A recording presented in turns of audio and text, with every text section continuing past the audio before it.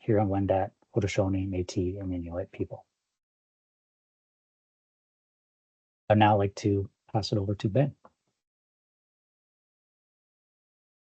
Here, I'm just going to take control of the slides here, which looks like it's working. Am I coming through okay? I've had a couple of tech difficulties today. Okay, great. So thanks everyone for making some time. As Keir mentioned, this is sort of the latest in a series of webinars that we've been running, with this one being a little bit different in that we are now under an active procurement for the LT2. So the scope of questions that we can answer directly is a little bit more limited than usual per se, in that we don't get into project specifics. But certainly we, as this is an active procurement, but this is a stakeholder engagement that's been set by the ISO, we should be able to hopefully be able to answer everything. If there's something that we can't answer directly, we can always take a formal question via email and look to do a response that way. So hopefully we can touch on everything that comes up. The agenda for today, we're going to talk a little bit about maybe a little bit of rehashed territory that we've spoken about at other webinars, but just make sure we're grounded in what the electricity landscape looks like, why we're doing the LT2 RFP, as well as some of the fundamentals of that procurement. And then we will move into some of the particulars around Indigenous participation, both from an engagement perspective as well as an economic participation perspective, and some of the contractual requirements that apply there too. We will try to move through that stuff relatively quickly. This should be things that people have heard about before, so we do want to provide as much time as possible for questions and answers towards the end of the session. So, right, that's not advancing the slides. There we go. To start, they're not. We don't have slides up. Oh, our slides aren't showing? Not to me. Maybe I should sign out and sign in again, but I don't have any slides. You're on page 4? I am on page 4, yes. Yeah, I can see here. Yeah, I can see the slides. Okay, Sharon, if that was you talking, yeah, perhaps signing out and signing back in might address the problem. It's my classic IT solution, that's for sure.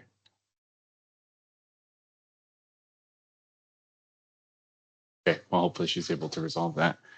So a little bit of the context around why we're doing the LT2 RFP is on the slide in front of you. And this is from one of our recent annual planning outlooks, which basically looks at both the energy needs that the province is forecasting out to 2050, as well as what demand looks like, electrical demand. So on the piece on the left, you can see all of the various different sources of supply that the province has for nuclear, natural gas, hydroelectric, wind and solar, et cetera.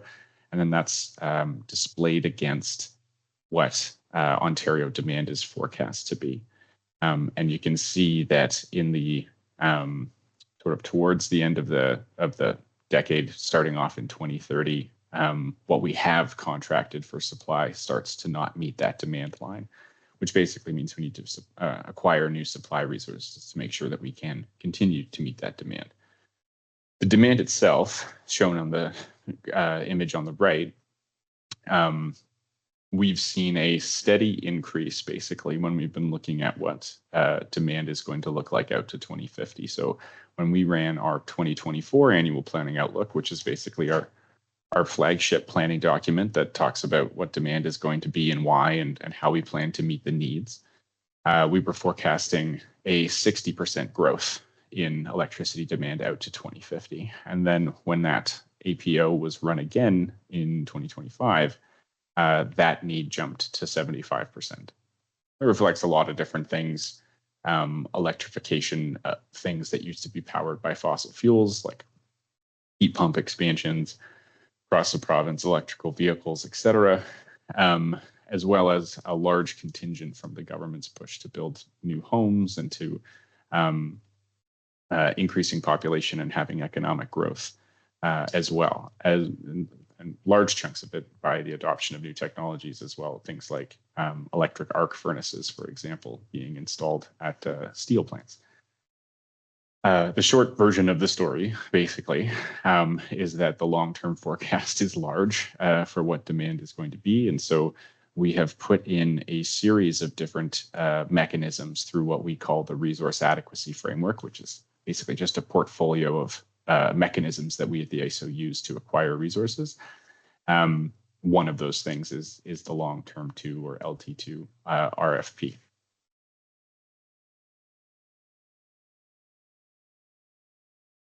Whoops, sorry, jumped ahead a slide. Just jump back here. So the LT2 RFP is being structured as a series of procurements that are referred to as windows. So we will have multiple windows run across multiple years. And in each of those windows, we will have an energy stream and we will have a capacity stream, which are aiming to target different types of supply resources based on their capabilities and what they provide. Across the entirety of all of the windows, the number of which is sort of undetermined, but probably going to be about 4, at least as it stands right now. We're going to try to procure up to 14 terawatt hours of new energy and 1,600 megawatts of new capacity. This first window, which we are now in right now, with proposals due later this year, we'll get a subset of that total need. So we are looking to procure 3 terawatt hours of energy in window 1 and up to 600 megawatts. Sorry, I'm not sure if I said in my own head, I feel like I said 300 terawatt hours, but 3 terawatt hours, just to be clear, in case I messed that up, and 600 megawatts. The 3 terawatt hours is really a measure of how much energy would be produced by the resources. In terms of installed capacity to get that 3 terawatt hours, that'll depend on on what types of resources come forward. So, for example, if it was 2/3 wind, 1/3 solar, that would be looking something like 2,000 megawatts of installed capacity. And then 600 megawatts on the capacity stream is actually just 600 megawatts on the capacity side. So, like I said, where this procurement is active right now, the registration deadline for the energy stream has closed, and the registration deadline for the capacity stream closes very soon, October 3rd, and then actual proposals for this procurement are going to be due later this year, October 16th for the energy stream. So that's where all of the wind and solar and bioenergy was likely going to participate. And then capacity stream closing a little bit later on December 18th this year. And that's where we'll see battery storage, potentially some bioenergy, natural gas, things like this. We'll talk a little bit about those resources in a second. The LT2 RFPs do a number of things, but one of the things, just saw a slide pop up about will the presentation slides be available afterwards, and I won't speak for Kier because he'll probably specify the details of posting, et cetera, afterwards, but yes, everything will be public and available. So sorry, like I said, the LT2 tries to accomplish a number of objectives, but one of them is Indigenous participation. So that takes a number of different forms. 3 main mechanisms that we'll touch on today. One is ensuring early engagement via the requirements to have a pre-engagement confirmation notice sent in as a part of the proposal. Basically makes the proponents engage with the relevant Indigenous communities early in the process. Second piece that we'll talk about is Indigenous support confirmation, and that's when a project is located in whole or in part on Indigenous lands. And then there are also rated criteria points that are available for projects that include Indigenous community economic participation. And then additional rated criteria points that we'll talk about in a second when the Indigenous community that has a stake in the project, if the project's located on their territory and lands. Sorry. I think I may have jumped ahead a little bit in that I think I've covered most of this stuff already, so we'll just skip this slide, but just highlighting that that Indigenous community participation element is really a pretty big cornerstone of the procurements. There's a significant advantage for projects that include that participation.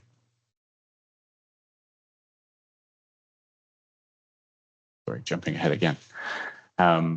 So just a little bit more information on what we might expect to see in these various different streams. But one point to cover first is that the LT2 RFP is geared towards new build resources only. So this is not at this point a recontracting initiative for existing facilities.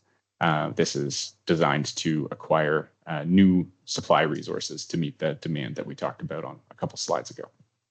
All of the projects need to be in service by May 1st, 2030, which admittedly is a tight timeline. I think everybody's aware of that, but achievable.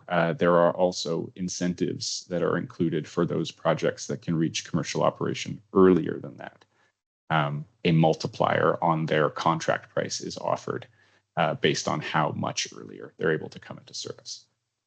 All projects need to be 1 megawatt or greater. So this is not for contracting the very small projects that we have seen in the past. And all projects need to be registered under our market rules and participate in the market, in the day-ahead market, and respond to dispatch signals. So it's very much geared towards the big stuff that will be market participants and that will comply with ISO dispatch instructions. Like I said, 2 streams, energy and capacity. The resources that we expect to participate in the energy stream are going to be the bioenergy, the solar, the wind, potentially combined heat and power. These are basically resources that can't respond to a 5-minute dispatch to provide energy at specific times. They produce energy when they expect to, and that's just meant to make sure that we're hitting the energy adequacy targets. The capacity stream, though, are really for those resources that can inject during peak system conditions. So there are requirements to make sure that the full capacity of the project is available during a particular set of hours during business days to make sure that they're able to hit the system peaks. That'll include things like electricity, energy storage, just energy storage.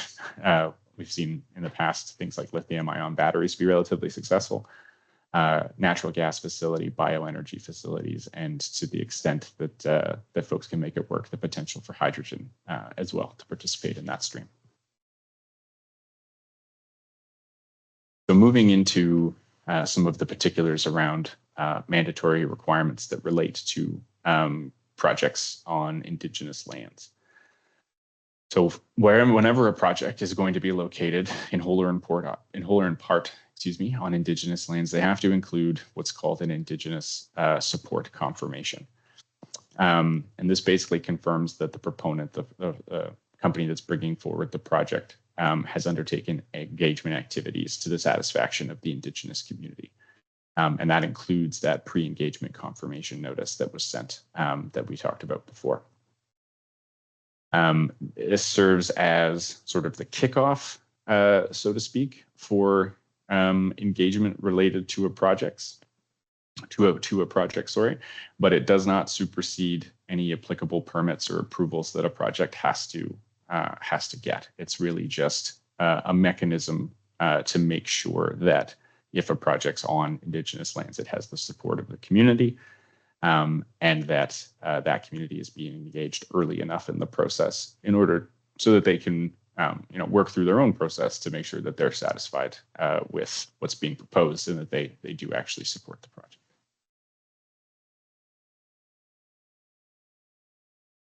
Moving into the rated criteria points. So there's a number of rated criteria points that are available to LT2 projects. They're all listed here. There's a max of 12 points that are available for projects proceeding under the energy stream. And there is a max of 15 points that are available to projects that are participating in the capacity stream. There are also, and sorry, I shouldn't say there's a max because that's not entirely accurate, in that there are also rated criteria points available for proposals that are coming to us from Canadian status proponents, which are basically Canadian companies that have their head office located in Canada. And that was a more recent addition from a piece of government policy that came out earlier this year. So you can see here, Indigenous community participation is worth up to 3 points, and local Indigenous participation is worth up to an additional 3 points. So it represents a relatively big chunk of the full amount of points that are available to any individual project. And the way that all of this works on a technical level is each of these points is worth a certain amount of reduction to what's called the evaluated proposal price. So if a project has these points, all things being equal, the project will look less expensive to us, so to speak.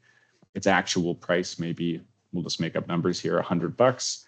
But if they get the reduction that's available from having those points, it might look from an evaluation perspective, when we stack up projects and compare them against each other, it might look like it's only costs $95, in which case it would get it would have a higher opportunity to get contracted first, because we just stack everybody up by price after we factor in those points and then move up the list and see which projects are deliverable. And deliverability is just testing whether it can connect to the system and if its energy is deliverable. We'll talk about it a bit on a later slide. These are the specifics around the Indigenous participation level rated criteria points. It's available if an Indigenous community holds an economic interest in what's called the supplier. It's just the company that is proposing the project and that would develop and own the project. And that's available if the Indigenous community holds the economic interest directly, or if they use a holding vehicle to do so. Points start being accrued when the participation level is 10% or more, and the maximum amount of points, 3, is available if the participation level is equal to or more than 50%. Basically, if they are 50-50 partners, or if the Indigenous community certainly is the proponent and owns more than 50% of the project. The additional set of points that are available is when the Indigenous community that has the economic interest in the project, if the project is located on their Indigenous lands or within the treaty area, or established traditional territory or homeland of that Indigenous community. So if it's the local Indigenous community, then there are more points available, and these stack up and get allocated the same way as the economic interest points. Basically, whatever the applicable economic interest is, they can get the additional 1, 2, or 3 points if it's a local Indigenous community. One thing to note, because it does matter for the contract management portion of things. So if a project gets awarded a contract, there are restrictions around, I'll restate that. If a project is awarded a contract that has an Indigenous community participating in the project, they'll be assigned what's called an Indigenous participation level, or an initial Indigenous participation level. And that's basically, what was the economic interest? How much of the project did the Indigenous community own when we evaluated it during proposal evaluation? Let's just make up numbers here and say it was 50%. So they got 3 rated criteria points for that, or the project got 3 rated criteria points for that.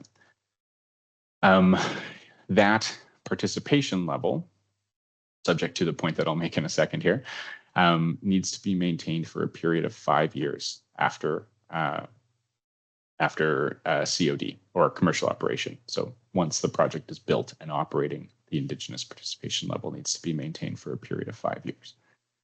There is an ability for the Indigenous participation level to reduce, and that basically can occur when an individual Indigenous community that holds at least 10% of the economic interest in the project provides a written notice to the IESO requesting a reduction in the Indigenous participation level. But that is not open to full flexibility, if I can say it that way. So there are minimum levels that still have to be maintained. And the reason that happens is because the project is given a benefit during the evaluation part of the process by having that Indigenous participation, and would have been selected over another project maybe that didn't have that participation, for example. And so we make sure that a minimum participation level gets maintained. I'm going to test my own knowledge here, but it's maybe I can jump back, a slide, because that will be helpful. So the minimum level, if you came in with a participation level at equal or more than 50%, then you can't reduce below 40%. If you came in between 25 and 50, you can't reduce below 25. But if you were at 49, you could reduce to 25, for example, without penalty. And if you came in between 10 and 25, you could reduce to 10. So if you were at 25, you could reduce to 10.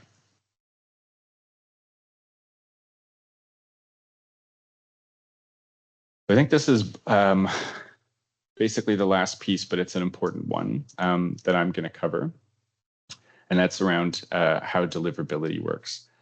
So after we factor in all of those rated criteria points, like I said, we stack all of the proposals up and we select them based on that evaluated proposal price, which reflects the impact, shall we say, of the rated criteria points. And then we test to make sure that the electricity that the project will produce can be delivered across the province. So this takes into account basically the limitations of the transmission system when we are doing the tests. There will be certain areas of the province that we simply cannot, for example, connect projects to, and that information is available via some guidance documents that we've put out, where we've basically not included some transmission circuits in the province as being eligible because there is no ability to deliver the electricity from the project to the rest of the province. It will also limit the extent to which we can offer contracts in certain parts of the province. We have what are called zonal limits, which are reflected in that same guidance document that we've put out. For example, I may get this number slightly wrong, but it's going to be close. I'm working off memory here. Across the entirety of the northeastern and northwestern Ontario, we have a zonal limit of about 1,000 megawatts. So we will not be able to connect more than 1,000 megawatts of projects to the transmission system across the north, because we can't get the electricity down to the load centers in the south. And there's zonal limits across the province. So all of that to say, there is a potential that a project will be well priced, will have a good amount of rated criteria points, and would otherwise be a project that the ISO would like to select and offer a contract to, that we simply won't be able to if it breaks a limit, basically, when conducting the deliverability test. So like I said, the guidance on all of the circuits and the available capacities are available on the website and have been for a while. We are also still conducting consultations with folks who want to come in and talk about the transmission guidance specifically. Those are, I don't think we actually, it may be on a later slide, but maybe we can add it to a slide to the resources slide if it's not already there. But there's a link where you can set up a meeting with our transmission planners, and they can answer questions about that guidance and how much connection capacity is available in your area, those types of questions.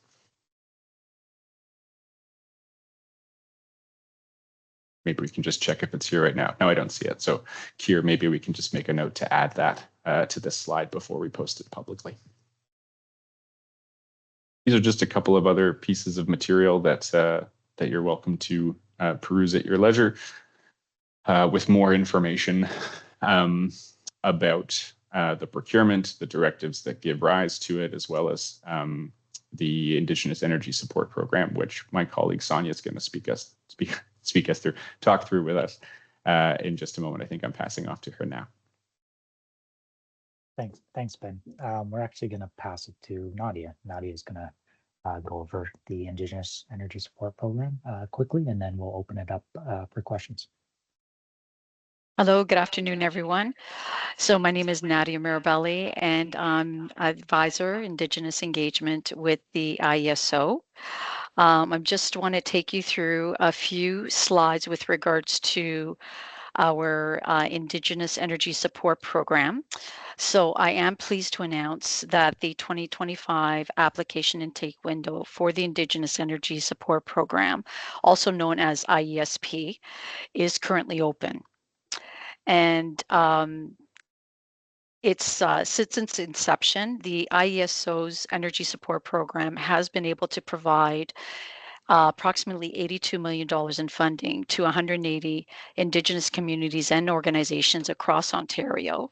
And some examples of past projects include youth energy workshops, solar PV installations, the hiring of a community energy champion that helps prioritize and manage energy projects for their respective communities. And eligible projects have been expanded this year to also include battery energy storage systems and transmission projects. And the Indigenous Energy Support Program application window will be open and remains open up until 11:59 p.m. on October 3rd, 2023. I will be taking you through the following slides. Kira, if you can just move on to the next slide, if you don't mind. Thank you. So the Indigenous Energy Support Program does promote a broad, equitable participation in Ontario's energy sector for Indigenous communities and organizations. And it does this by supporting capacity building through flexible funding opportunities for expanded project scopes that include community energy planning, energy infrastructure development, as well as the building of energy knowledge and awareness skills related to energy projects. And as I mentioned earlier, also the hiring of a community energy championing within the community. So there are a few areas of funding that are eligible. Like I said before, the eligible projects have been expanded this year to include battery energy storage systems and transmission projects. And a new funding stream has been introduced to support non-grid connected remote communities with diesel reduction initiatives. So the ISP does offer support through the following three areas of funding. The first is capacity building, and this supports energy education, skills building through training and engagement initiatives that help strengthen energy awareness and leadership. And then the following is economic development. Economic development supports the development of energy infrastructure projects and partnerships that help promote long-term sustainability and economic growth. And then the third is energy resiliency and monitoring. And this enhances community engagement planning to improve reliability, adaptability, and long-term energy security. So here are just a few highlights of the IESP maximum funding amounts under each area of funding. So for maximum funding amounts under the capacity building area funding, there's two parts. So there's part A, which a community potentially could apply for up to a maximum of $195,000. And part B, a community can apply for up to a maximum of $150,000. Economic development, it would be up to $250,000, and energy resiliency and monitoring, it would be up to a maximum of $135,000. So ISP project types. So under the capacity building part A, which a community has the potential to apply up to a maximum of $195,000, allows for a community energy champion salary. So up to $165,000 for 3 years. Also, additional qualifications top up, if applicable, up to an additional $15,000 for 3 years. And then this area of funding also allows for the community energy champion expenses up to a maximum of $15,000 for 3 years. Under the Part B, community capacity building, there's community energy engagement, and that a community can apply and receive up to a maximum of $75,000. There's energy skills building, up to a maximum of $75,000. And there's innovation knowledge and data sharing, which will allow for an application potentially for support up to a maximum of $60,000. Under the economic development stream, overall, a community may receive or can apply for up to a maximum of $250,000, and it's broken up into the following 4. So feasibility study, up to 50,000, partnerships, whether it be external partners, up to $85,000, for support in project development. A community can receive up to a maximum of $250,000, and any projects that demonstrate innovation, a community can receive up to a maximum of $250,000. Under the energy resiliency and monitoring, a community can receive overall up to a maximum of $135,000. With the new community energy plan, can receive the development of a new community energy plan. A community can receive up to a maximum of $135,000 to develop a plan. Or if a community has an existing plan and it's been dormant for whatever particular reason, then a community can actually apply for support to update an existing community energy plan for up to $75,000 rather. And is that the... Oh, okay. So just to finish off, so as I mentioned, the window is open up until October 3rd. However, at this time, interested applicants should begin to prepare their project overview form and ahead of their formal application submission. So if a community fills out a project overview form, gets it into us prior to October 3rd, we can review it. We can provide some feedback for that prior to the formal submission of the application. And, please, if you have any questions at all, reach out to the IESO's Indigenous engagement team to discuss funding opportunities for potential projects. Additional information, if you do so desire to read up on, is available on our website. And also the application form. So the project overview form, the application form, the guidelines for the Indigenous Energy Support Program is available at IESO.ca. And then just in the search engine, type in IESP overview, and the dedicated webpage will come up.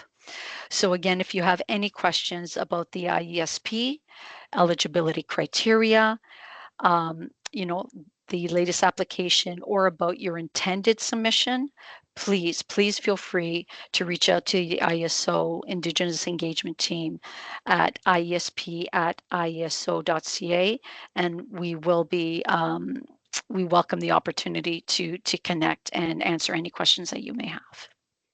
Thank you so much. Thank you, Nadia, for that overview. Now we'll move into question and answer.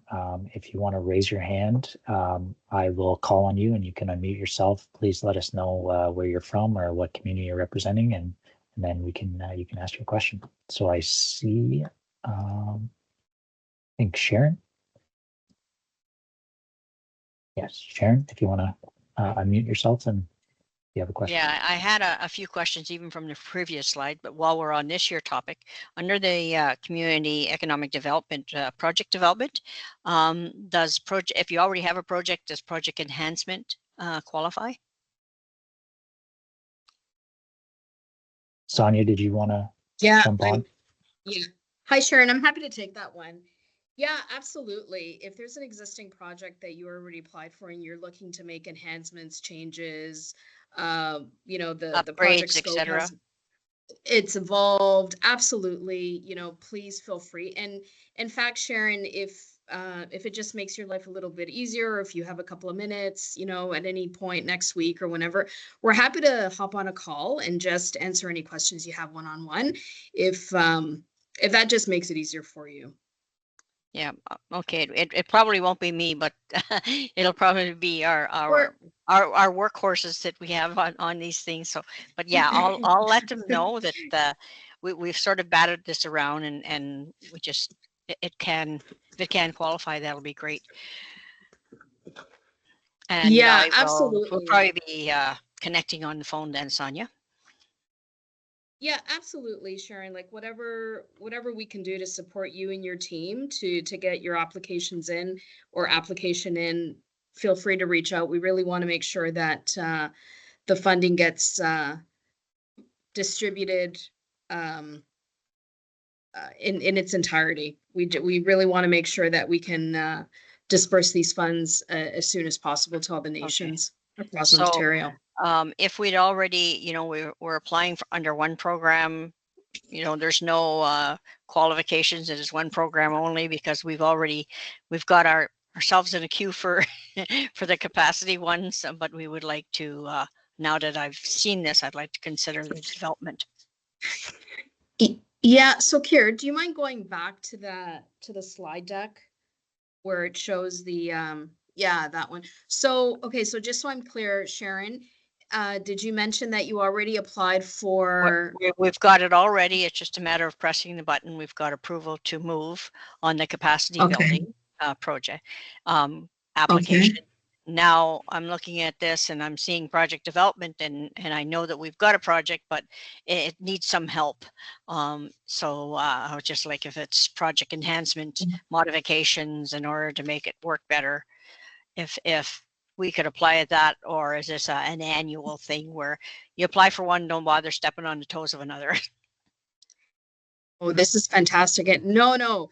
In fact, the changes that we made were very intentional this year, where we were hoping to make the application like streamline it, where communities can actually choose all 4 funding streams if you so choose in one application.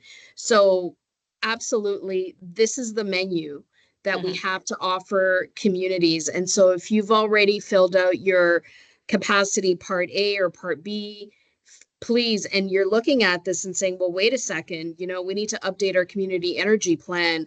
We need to refresh it. Or, you know, we're in discussions with a transmitter about potentially forming a partnership. Or we need to investigate if there's, you know, a solar initiative that maybe makes sense for a community and we need to do a feasibility study. Like, this is really the drop-down menu for communities to access and mix whichever way, whatever makes the most sense for communities. Okay, so we can make Vanek here then. 100%, absolutely. And like I said, you know, we'll make these slides available after. So like, feel free to, you know, share the slide deck with your team so they can actually reference this as well. Okay. And the other question I had was back when we were talking about the rates, and you gave the example of if the project costs $100 and there was a partnership, and then it's a value at is the max 3? 3 points for the proponent, because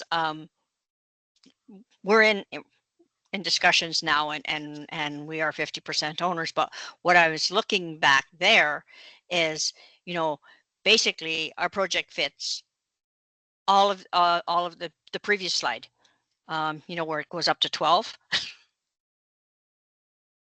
on the previous One slide. one that you slide had. back here, I think it's Yeah. it's the overall rating criteria slide. That's the one. Yeah, that one. So if you fit all of those, and let's say you come up with the 12, you know, you're in there with the 12 points. Is that only like, because of the example you gave me, it was a little confusing, or you said, well, if you, let's say you meet these and then, you know, the project costs $100 and then, well, maybe we can look at it as costing 95.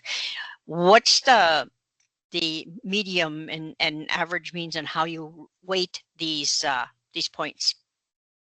Yeah, no problem. So maybe the first part of the question is, so the max points that are available for just Indigenous community participation is 3. Obviously, you can add the additional 3 if you had the 50% participation and it was, you know, on your territory. So it's max 6 there. But yes, the max in the energy stream is 12 total. And the way that this, if you got all 12, I'm going to get the, sorry, I will get the first number right. I will not get the second number right. But if you got all 12 points, what it would do to a project that a bid that was $100 is it would make it look like it was $80. So the max reduction to evaluated proposal price is 20%, which comes out basically like 1.7 points, like 1.7 decimal, blah, blah, blah, for each individual point. Okay, good. I think I've got that now, just a message that I want to point out. And the other question that I had, the submissions, they're due October 3rd, etc. How much information are you requesting of the proponents to determine that we meet these, to determine that the proponent meets these criteria of Indigenous involvement? Because like right now we're at the stage of, like, I just got off the phone and we were talking, you know, shareholders agreement, etc. that. And, you know, I'm thinking like, why are we doing this? We don't even know if we've got the project yet. So what exactly is, and it has been a long drawn out process for the past couple of months. It's, you know, daily and weekly meetings. How much information is supposed to be requested with their bid to determine Indigenous partnership? Maybe so I can answer that question, and maybe I can give you a little bit of relief. Maybe it doesn't have to be weekly meetings. October 3rd is the registration deadline for the capacity stream. So if you're not doing a capacity project, we're doing an energy one. Yeah. So the date that you need to worry about is October 16th. So you get a little bit of extra time there. And yes, if memory serves, so in the resources slide that is in this presentation, there's a link to the evidence requirements. There we go, the third bullet down, which will be a little bit more specific than I am able to be off the top of my head. But yes, there is, if memory serves, you do have to provide the evidence of the Indigenous community having the shares in the proponent company. So I understood that you don't know if you have a contract yet, but it needs the entity that will own the project needs to be set up, and you need to have the evidence of the Indigenous community having the equity interest in that entity. Okay. So maybe I didn't give you that much relief. No, you didn't. From your point. No, it's been a long, tedious process because, you know, it's we've got all this traditional territory and everybody's been knocking at our doors. So we're talking to, you know, so many, and one proponent says, oh, I don't think we need that, and the other one, well, we need this, and it's very difficult to determine who's talking to who and where are they getting their information regarding how the determination of Indigenous support is in this in the energy project. So, but I will look at it myself. Perfect. Yeah, I think that should be able to give you a blow by blow of all of the individual evidence requirements. Okay, thank you. Thank you, Sharon. I believe Mary Joyce, you had your hand up.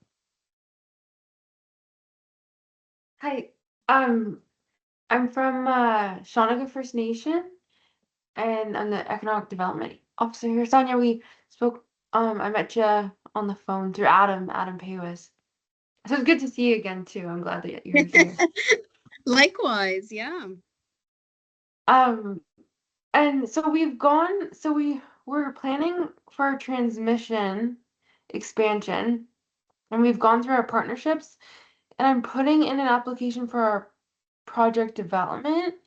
I'm just struggling with what the like I mean there may be feasibility studies, Mhm. right? Like the different specs of everything.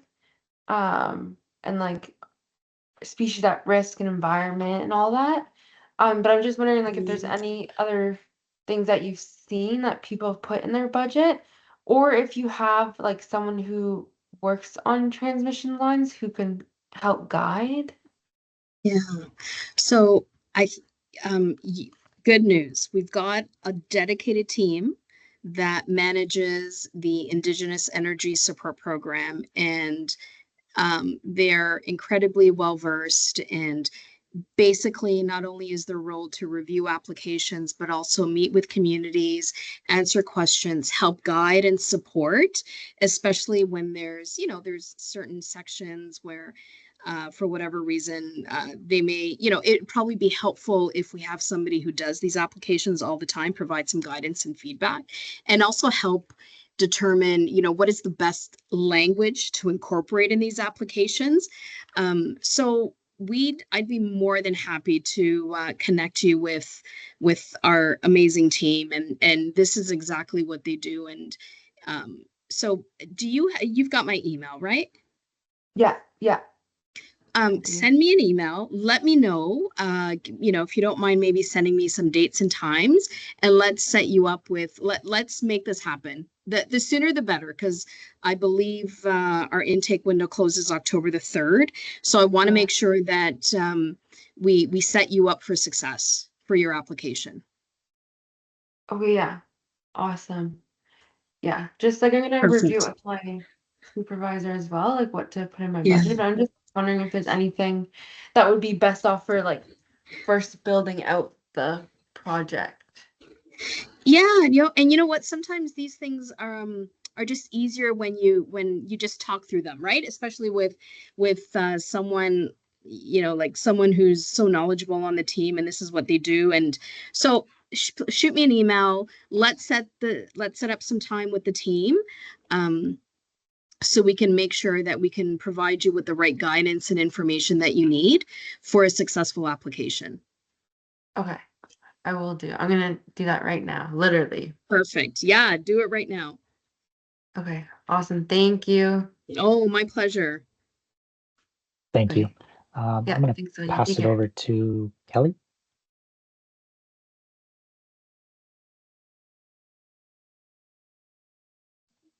Hi, good afternoon. Can you hear me?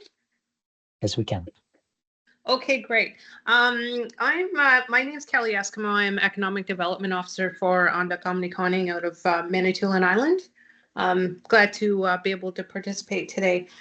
We made submissions for and this is for ISP, for a community energy champion and a feasibility study. When will if you're successful, when will you be notified? Yeah, great question. So we're currently taking in the applications as we speak. So basically, the process is come October the 3rd, the intake, October 3rd, 12 midnight, the intake window closes. We then start formally reviewing the applications, and we have a series of review committees that we undertake. So once, and again, keep in mind, we anticipate that we're going to get well over 100 applications. So we want to make sure that we incorporate, the right timing and sufficient time to review the applications, still have those ongoing discussions with communities as well throughout the review process. But essentially what we're hoping to do is have everything reviewed and finalized, and formal emails being shared and sent to communities in December. That's our timeline, certainly before the year end, before everyone, you know, goes off for break during the month of December. That's the timeline that we're aiming. We want to make sure that communities are set up in the new year to hit the ground running, and that's where we certainly want to start dispersing the funds in January of 2026, and so on and so forth. Oh, okay. Okay. Yeah, we had a consultation with Sade and he mentions the new year. So when you say 100 applications, is that in all the streams? Oh, I'm just speculating. Based on previous years, we get a significant amount of applications being submitted, and it's multiple. It's for multiple funding streams, and really it all Okay, depends okay. on the community needs and where they want to invest the funding dollars. Okay, well, thank you so much for answering my questions. Yeah, my pleasure. But, you know, I'm so glad that you met with Saeed. And of course, if there's any other questions that you have, just please feel free to reach out, and we're happy to continue the dialogue and make sure that you have the information that you need. Oh, okay, great. Because Saeed was so helpful, and I know he was completely swamped in that, but he did make time for us and for our community to go over stuff. So we really appreciate that. Oh, I'm so pleased to hear that. And I just want to say, you know, even we're all busy, but this is our priority, and we will always take the time to meet with community, especially on, you know, to make sure that they have the information they need. And we want every community to be successful. So we will take that time to meet and discuss and make sure that the nations have the information they need. But thank you for that. I will pass along those kind words to Saeed. Thanks, Sonia. We do have a question in the chat. Michelle, do you want to come off mute and ask your question? Hey, Nagish, good everyone. My name is Michelle Toulouse. I'm Claims and Negotiations Director in Sagamok and Anishinaabe. I was just curious, my department also handles consultation. So when is consultation required? And in our experience, certain proponents are going to municipalities to get their support and bypassing us completely. So I'm really just curious. In the ISO's realm of things, when does that begin? And are proponents required to come talk to us when the projects are in our backyard? Thanks, Michelle. So I will address this one, and then Shannon, if there's anything else that you want to supplement to the answer, please feel free. And what I will say here, Michelle, is that the procurement process basically does not impact the consultation requirements, so to speak. So I'll explain, because that may be a little unclear.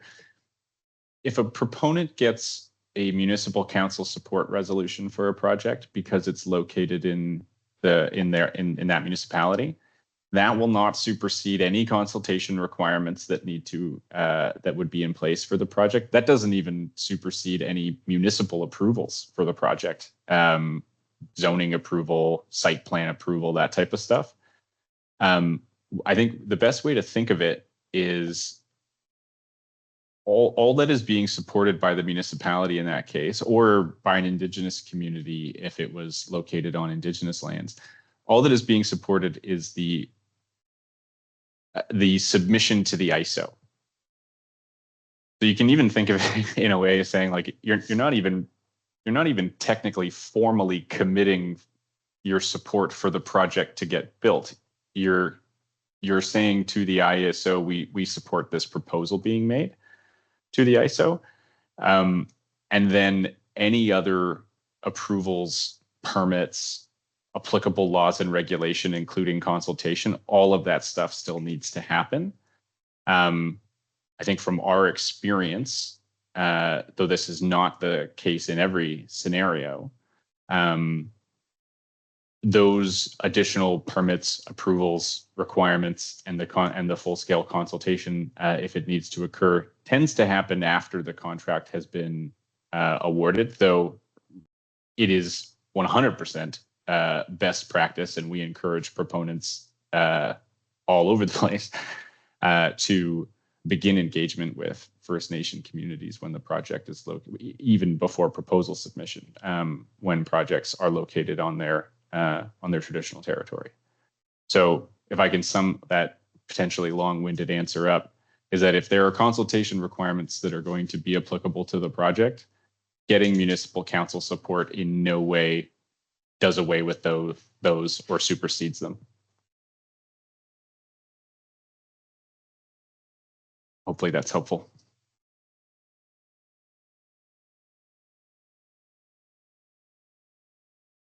Did that answer your question, Michelle, or do you have follow-up questions?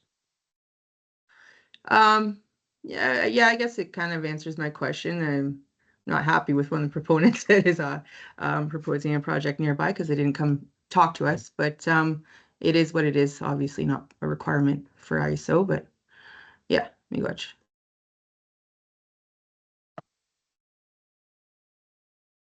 Okay, we are at 4 Well, o'clock. Michelle, it is a requirement for the province, by the province, that, consultation must happen with Indigenous communities and groups. So you can go back to them. I'll pass Yeah, it to I guess Shannon we'll here. find out when the project gets approved, how well consultation is done by ISSO. Me watch, guys.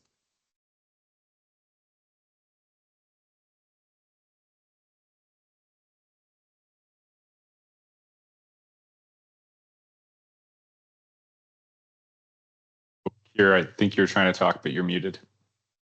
Thank you very much, Ben. I was just saying thank you, everyone, for joining today. And before we close, I just wanted to note those key dates once more. The RFP is open and will close for the energy stream on October 16th, and then on December 18th for capacity stream. The ISP funding that Nadia spoke to, the application window closes October 3rd. Today's presentation was recorded and will be made available online following this session, and we will email participants when that's available. For any questions, follow-up questions that you may have, please direct them to indigenouslations@iso.ca email, and consider subscribing to our email communications if you have already not done so. This concludes our today's webinar. Thank you again for attending. Everyone.